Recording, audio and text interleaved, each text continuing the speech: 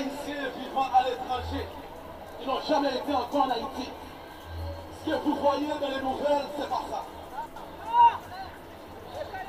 Le gouvernement du Canada est complice de tout ce qui se passe en Haïti en ce moment.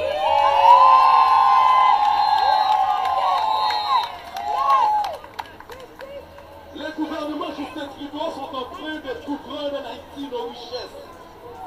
Mais on nous fait croire que Haïti est un pays pauvre.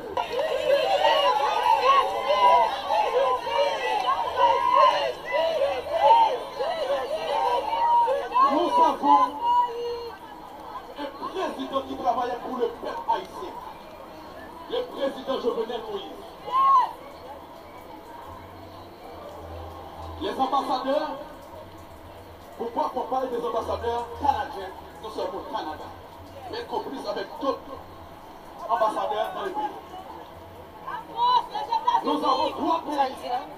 Aujourd'hui, et nous les peuples, nous en avons assez des Américains, des Canadiens, ainsi de la France en Haïti.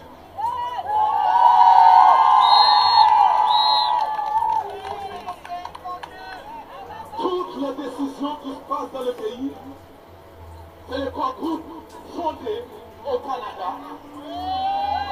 Le corps groupe fondé au Canada qui prennent des décisions pour notre pays d'Haïti.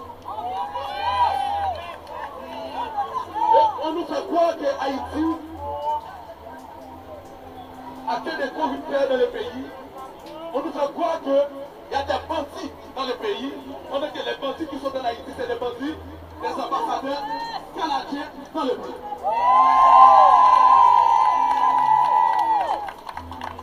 Je vous fais savoir que toutes les décisions qui se prennent en Haïti en ce moment, le Canada est à la tête des décisions en Haïti. Avec des ambassadeurs américains et français. Aujourd'hui, nous sommes ici pour vous dire un président assassiné, signé des accords avec le Canada après la mort de notre président Jovenel Moïse qui travaillait pour le peuple haïtien, qui annulait des contrats étrangers, des contrats canadiens. Le président a été assassiné.